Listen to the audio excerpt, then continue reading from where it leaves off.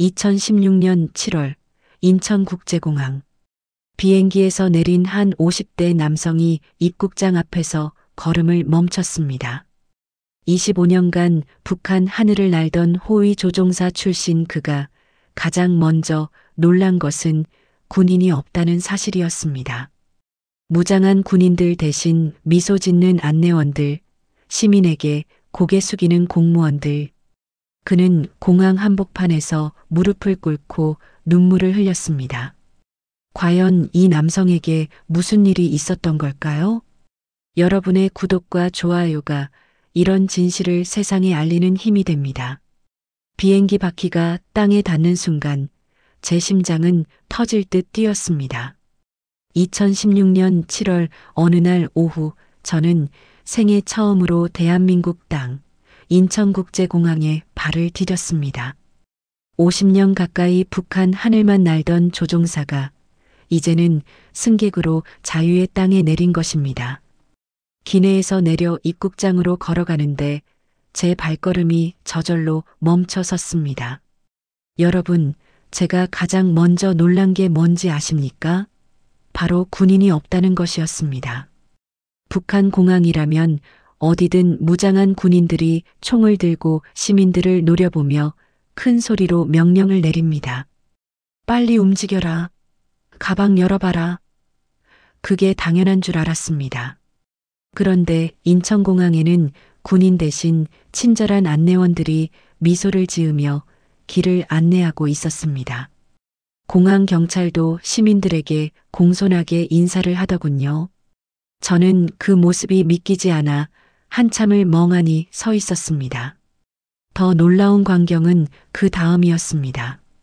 한 외국인 관광객이 공항 직원에게 뭔가 따지듯 이야기를 하고 있었습니다. 북한 같았으면 당장 끌려가도 이상하지 않을 상황이었죠. 그런데 그 직원이 어떻게 했는지 아십니까? 고개를 깊이 숙이며 사과를 하는 겁니다. 제대로 된 사과였습니다. 저는 그 자리에 얼어붙고 말았습니다. 저 사람은 국민에게 사과하고 있다. 북한에서는 상상도 할 수 없는 장면이었습니다. 우리는 평생 국가에, 당에, 수령님께 고개를 숙이며 살았습니다. 그런데 이 나라에서는 공무원이 국민에게 고개를 숙이고 있었습니다. 그 순간 제 머릿속이 하얘졌습니다. 입국 수속을 마치고 대기실로 들어갔을 때 벽에 걸린 텔레비전에서 뉴스가 나오고 있었습니다. 정부 정책을 비판하는 내용이었습니다. 시민들이 거리에서 자유롭게 의견을 말하고 기자들이 그걸 그대로 방송하고 있었습니다. 북한에서 이런 건 꿈도 꿀 수 없는 일입니다. 국가를 비판하는 순간 3대가 멸문입니다. 저는 그때 깨달았습니다. 제가 지금까지 살았던 곳은 나라가 아니라 거대한 감옥이었다는 것을요. 그리고 지금 제가 서 있는 이곳이 진짜 자유로운 나라라는 것을요. 통일부 직원분들이 저를 안내했습니다. 힘드셨죠? 이제 괜찮습니다. 그 말을 듣는 순간 저는 참았던 눈물을 터뜨리고 말았습니다. 쉰을 바라보는 나이에 평생 하늘을 지배하던 조종사가 공항 한복판에서 아이처럼 울었습니다. 나는 이제 살아있구나. 하지만 여러분, 이 모든 것이 시작된 건 1년 전 평양에서였습니다. 그날의 이야기를 들려드리겠습니다. 2016년 인천공항에서 눈물을 흘리기 1년 전 저는 평양 중구역 고급 사택에 살고 있었습니다. 겉으로 보면 부러울 것 없는 삶이었죠. 북한 공군 대령, 최고 지도자의 전용기를 조종하는 호위 조종사. 23세 조종사가 되어 25년을 하늘을 날았습니다. 우리 집은 평양 중심부에 있었습니다. 특급 배급을 받았고 아이들은 좋은 학교에 다녔습니다. 다들 부러워하는 위치였죠. 하지만 여러분, 그게 전부가 아니었습니다. 그 영광 뒤에는 감옥 같은 삶이 있었습니다. 제가 집에 돌아와 저녁 식사를 하는 시간에도 우리는 함부로 말할 수 없었습니다. 아내와 아이들과 밥을 먹으면서도 정치 이야기는 꺼낼 수 없었어요. 오늘 직장에서 뭐 했어? 이런 평범한 질문도 조심해야 했습니다. 혹시 누가 듣고 있을지 모르니까요. 우리 집 바로 옆에는 보이부 사람들이 살았습니다. 감시하라고 배치된 사람들이었죠. 특급 배급이라고 해서 풍족한 것도 아니었습니다. 쌀은 한 달에 가족 넷이서 먹기에 빠듯했고 겨울에는 난방도 제대로 되지 않았어요. 고급 사택이라지만 한겨울이면 방 안에서 입김이 나왔습니다. 아내는 장마당, 그러니까 우리로 치면 시장 같은 곳에 나가서 쌀이며 반찬거리를 사야 했습니다. 돈이 있어야 먹고 살 수 있었던 거죠. 명절이 되면 다들 기뻐하지 않느냐고요? 우리에게 진짜 명절은 없었습니다. 김일성 주석 생일, 김정일 국방위원장 생일, 그게 최고의 명절이었어요. 우리 민족의 명절인 설날이나 추석은 그저 형식적으로만 쇠었습니다. 그나마 떡 한 접시 해먹으면 다행이었죠. 제 아버지는 평양 기계 공장에서 일하신 기술자셨습니다. 일제시대를 겪으신 우리 부모님 세대는 해방 이후 새 나라를 믿고 살아오셨죠. 하지만 세월이 흐르면서 아버지 표정이 점점 어두워지는 걸 느꼈습니다. 태성아, 너는 조심해서 살아야 한다. 아버지는 자주 그렇게 말씀하셨습니다. 저는 비행 임무를 나갈 때마다 보이부 사람들이 함께 움직였습니다. 공항에 가도 비행 준비를 해도 심지어 조종실 안에도 감시 장치가 있었어요. 자유롭게 하늘을 나는 것처럼 보였지만 저는 새장 속 새였습니다. 주 1회 생활 총화라는 게 있었습니다. 직장 동료들이 모여서 서로를 비판하는 시간이죠. 동무는 이번 주에 혁명적 열의가 부족했다고 서로 지적해야 했습니다. 친구를 고발하지 않으면 내가 의심받았어요. 그게 우리 일상이었습니다. 딸아이 혜진이가 학교에서 배운 노래를 집에서 부를 때면 저는 조심해라고 경고해야 했습니다.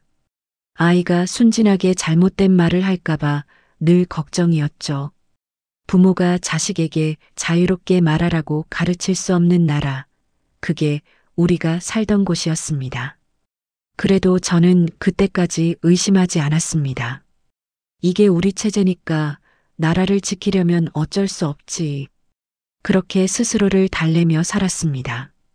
하지만 마음 한구석에서는 작은 의문이 자라고 있었습니다. 이게 정말 옳은 건가? 이렇게 사는 게 정상인가? 그 의문은 2015년 가을 검은 그림자가 드리우면서 확신으로 바뀌었습니다. 2015년 가을 제 인생을 바꾼 사건이 일어났습니다. 함께 비행하던 동료 김성철 조종사가 어느 날 갑자기 사라진 겁니다. 김성철은 저보다 5살 아래였지만 10년 넘게 함께 하늘을 날던 동료였습니다. 전날까지만 해도 조종실에서 같이 농담을 나누던 사이였어요. 태성 형님, 이번 주말에 우리 집에 한번 오세요. 아내가 두부 잘 만듭니다. 그가 웃으며 했던 마지막 말이었습니다. 그런데 다음 날 아침 성철이가 출근하지 않았습니다. 처음에는 아프가 싶었죠. 하지만 오후가 되자 부대에 공식 발표가 내려왔습니다. 김성철 동무와 그 가족은 지방으로 이동 조치되었다. 딱 그 한마디였습니다. 여러분, 북한에서 지방 이동이 무슨 뜻인지 아십니까? 그건 사라졌다는 뜻입니다. 수용소로 끌려갔거나 더 심하면 말로 할 수 없는 일을 당한 겁니다. 우리는 모두 알고 있었지만 아무도 입 밖에 낼 수 없었어요. 며칠 후 조용히 들린 소문이 있었습니다. 성철이가 외국 방송을 봤다는 의심을 받았다는 거였어요. 누군가 고발했다는 이야기도 있었습니다. 진실이 뭔지는 아무도 몰랐습니다. 다만 우리는 알았죠. 그가 다시는 돌아오지 않을 거라는 걸요. 그날 밤 저는 잠을 이룰 수 없었습니다. 어제까지 웃고 떠들던 동료가 오늘은 세상에서 지워졌습니다. 가족까지 함께 사라졌어요. 그의 아내와 어린 자식들은 무슨 죄입니까? 6살, 9살 아이들이 무슨 죄가 있단 말입니까? 그때 깨달았습니다. 나도 언제든 저렇게 될 수 있구나.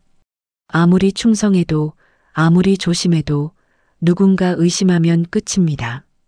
25년 동안 목숨 걸고 비행했던 것도, 당을 위해 헌신했던 것도 아무 소용 없었습니다. 그 겨울 더 큰 비극이 찾아왔습니다. 제 아버지께서 돌아가신 겁니다. 폐렴이었습니다. 약만 있었으면 살릴 수 있었을 병이었어요. 하지만 우리는 약을 구할 수 없었습니다. 여러분도 아시다시피 우리나라 어르신들은 옛날에 약 하나 구하기 힘들었던 시절을 기억하실 겁니다. 하지만 북한은 2015년에도 그 상황이었습니다. 특급 배급을 받는 우리 집도 약 한 알 구하기가 하늘의 별 따기였어요. 아버지는 사흘 동안 기침을 하시다가 그렇게 가셨습니다. 75세 나이셨죠. 일제시대를 견디고 전쟁을 겪고 평생을 나라를 위해 일하셨는데 마지막엔 약 한 알 없이 돌아가신 겁니다. 아버지 산소에 무릎을 꿇고 앉아 있는데 눈물이 멈추지 않았습니다. 분노가 치밀어 올랐어요. 이게 나라냐? 이게 우리가 믿고 따르던 체제냐? 마음속으로 소리쳤지만 입 밖으로는 낼 수 없었습니다. 그날 이후 저는 달라졌습니다. 조종실에 앉아 하늘을 날면서도 계속 생각했어요. 내 아이들도 이렇게 살아야 하나? 딸 혜진이도 아들 철민이도 이 지옥 같은 곳에서 평생을 보내야 하나? 제 딸은 대학생이었고 아들은 군 복무 중이었습니다.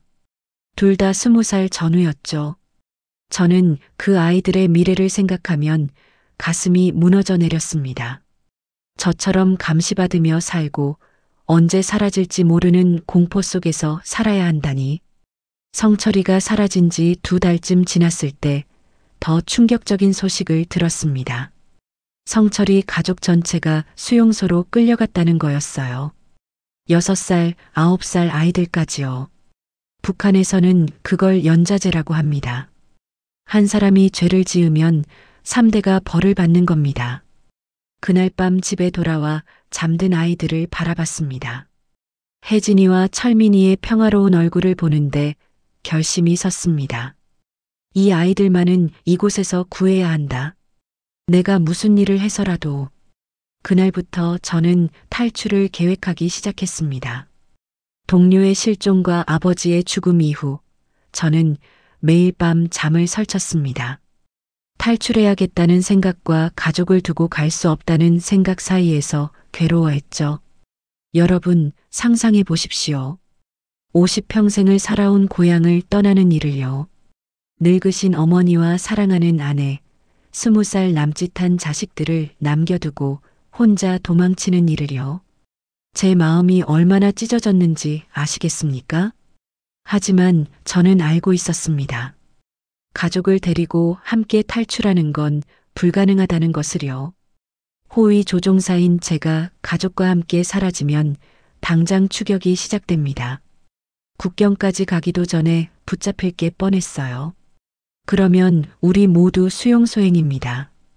밤마다 고민했습니다. 내가 먼저 탈출해서 한국에 가면 나중에 가족을 데려올 방법을 찾을 수 있지 않을까? 그게 유일한 희망이었습니다. 하지만 그게 정말 가능할지 확신할 수 없었죠. 2016년 봄이 되자 기회가 왔습니다. 중국 베이징 출장 명령이 내려온 겁니다. 고위급 인사를 수행하는 임무였어요. 저는 이게 마지막 기회라는 걸 직감했습니다. 이때가 아니면 평생 기회가 없을 거야. 하지만 가장 힘든 건 가족에게 말할 수 없다는 거였습니다. 제가 탈출 계획을 아내에게 말하면 어떻게 될까요?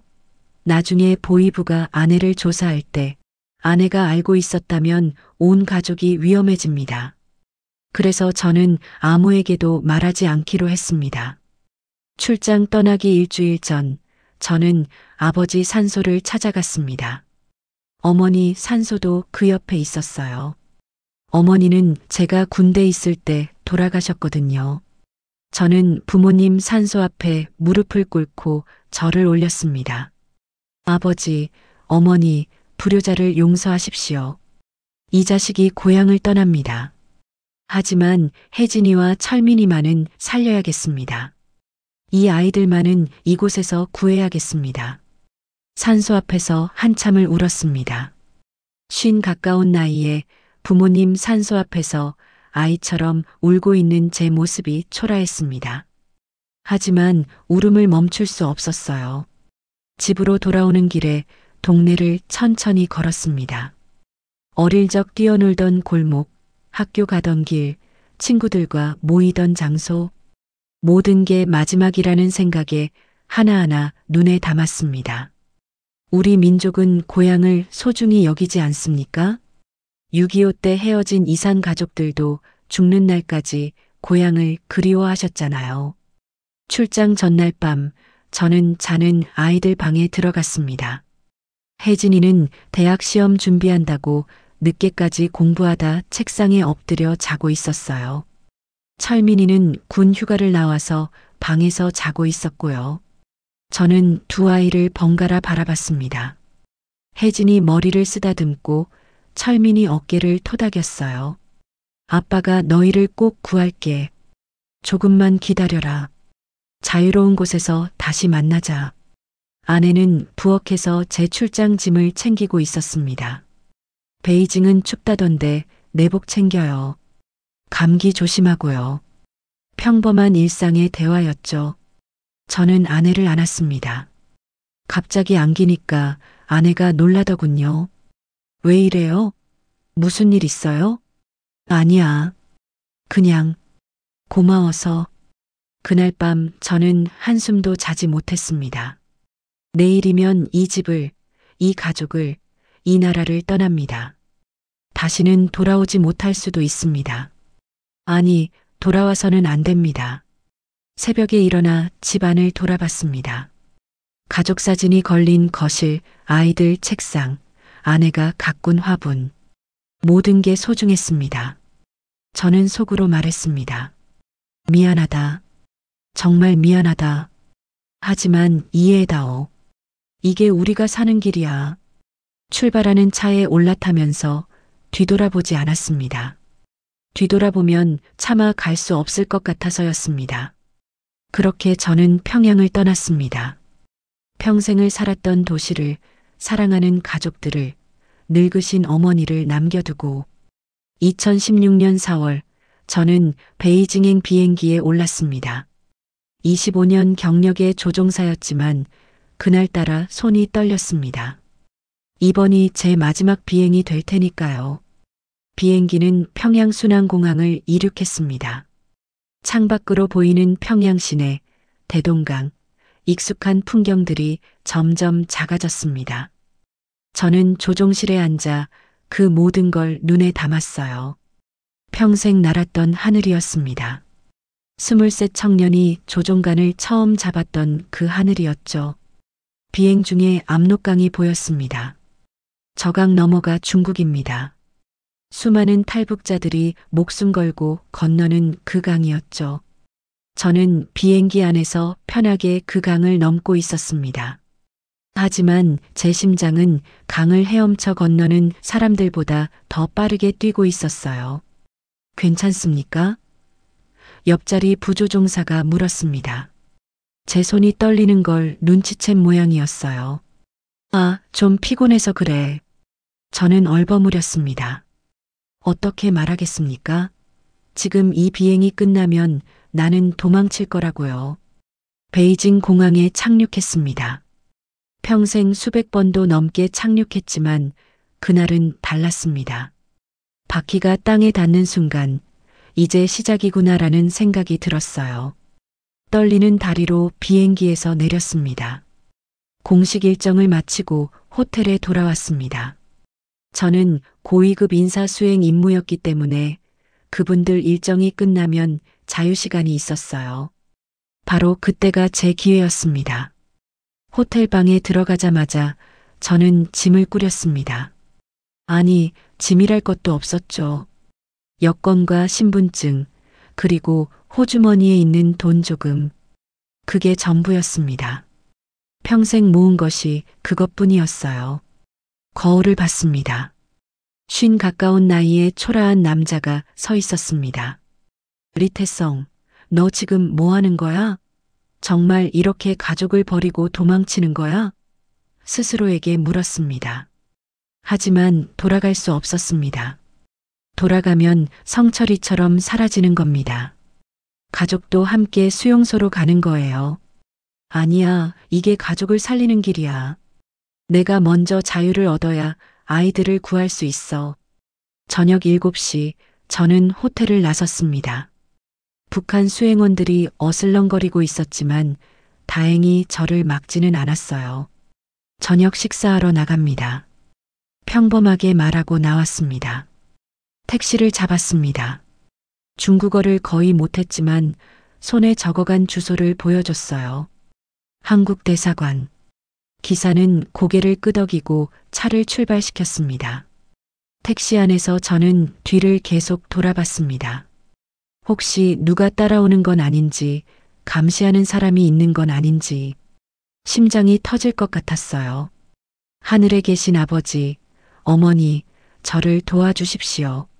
마음속으로 기도했습니다. 베이징 거리가 지나갔습니다. 화려한 네온사인, 자유롭게 걷는 사람들, 활기찬 도시. 북한에서는 볼 수 없는 풍경이었죠. 저 사람들은 자유로운데 우리는 왜 이렇게 사는 걸까? 창밖을 보며 생각했습니다. 1시간쯤 지났을까요? 택시가 멈춰 섰습니다. 기사가 뭐라고 중국어로 말하며 건물을 가리켰어요. 저는 돈을 주고 차에서 내렸습니다.